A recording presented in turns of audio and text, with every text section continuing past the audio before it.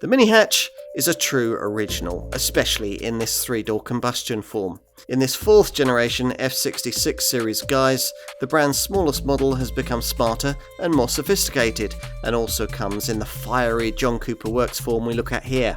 Across the lineup, some re-fettling work has been done on the punchy range of eager 3 and 4 cylinder engines, and there's arguably the classiest cabin in the segment. In short, this car claims to have come of age, but its fun to drive Mini formula is alive and well.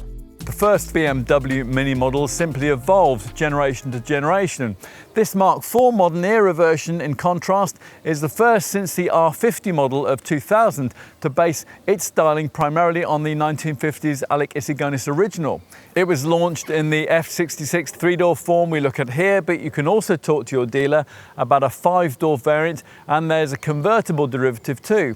At a glance, this combustion model looks identical to the electric version, but there are exterior differences, apart from the grille not being blanked off. These include black plastic cladding along the flanks and a clamshell bonnet line.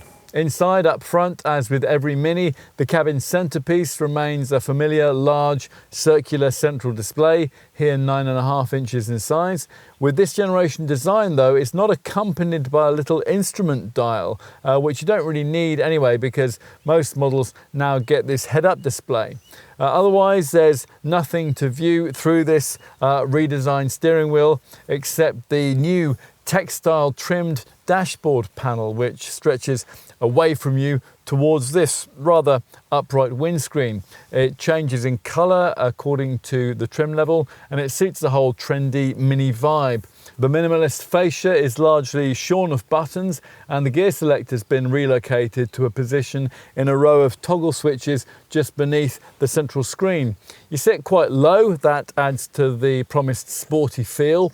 There's a strange mixture of both vertical and horizontal fascia vents, and nice little touches too, fashionable ones like a contrast coloured tab in front of the passenger, the fabric lower steering wheel spoke, and the branded Mini box between the seats here. Time to take a look in the back. Well, once you cram yourself into the back, there's less space for heads and legs than virtually any rival you can think of, but then that has always been the case with a three-door Mini. And this rear bench is restricted to 2 people, in contrast, of course, to the 5-door model, which has a small middle seat. The backrest angle is quite comfortable though. Storage space, well, it's not great. There are no pockets in the front seat backs, but a large cup holder is provided above this high central transmission tunnel. Opt for the panoramic roof that we have here, and headroom is slightly affected. We'll finish by taking a look in the boot. It's 210 litres in size in this 3-door model, which is 65 litres less than you'll get in the 5-door variant. This cargo area is a good square shape, so awkwardly shaped items like pushchairs should just about fit, but it is accessed via this rather high loading lip. There's a shallow rectangular area under the boot floor for smaller items. Let's get to the efficiency figures. The 1.5 litre Cooper C manages up to 47.9 mpg on the combined cycle. That's 3.5 miles per gallon less economical than the previous generation version, and up to 133 grams per kilometre of CO2. For the 2 litre Cooper S, it's up to 44.8 mpg and up to 143 grams per kilometre. This JCW hatch model manages up to 43.5 miles per gallon on the combined cycle and up to 147 grams per kilometre of CO2. For the JCW convertible, the figures are 40.9 mpg and up to 156 grams per kilometre.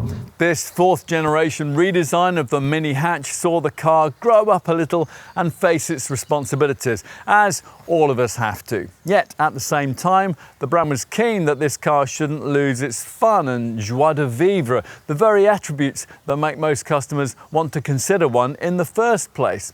Now, the updates that we've been reviewing here are mostly aimed at making very sure that that doesn't happen. This hatch version is now smarter, better connected, and more sophisticated than ever before.